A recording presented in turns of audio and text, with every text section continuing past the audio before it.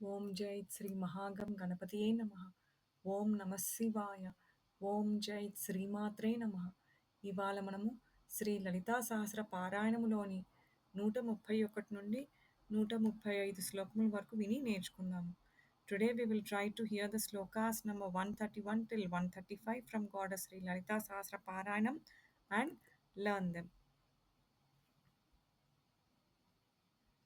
अष्टमूर्ति रजाजैत्री लोकयात्रा विधायिनी एकाकिनी भूमरूपा निर्द्वैता द्वैतवर्जिता अन्नदा वसुधा वृद्धा ब्रह्मात्म्यैक्य स्वरूपिणी बृहती ब्राह्मणी ब्राह्मी ब्रह्मानन्दा बलिप्रिया भाषारूपा बृहत्सेना भावा भावविवर्जिता सुखाराध्या शुभकरी शोभना सुलभागतिः राजराजेश्वरी राज्यदायिनी राज्यवल्लभा राजत्कृपा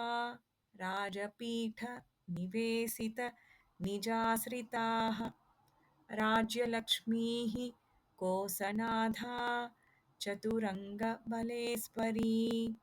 साम्राज्यदायिनी सत्यसन्धा सागरमेखला. ओम जय श्रीमात्रे नमः.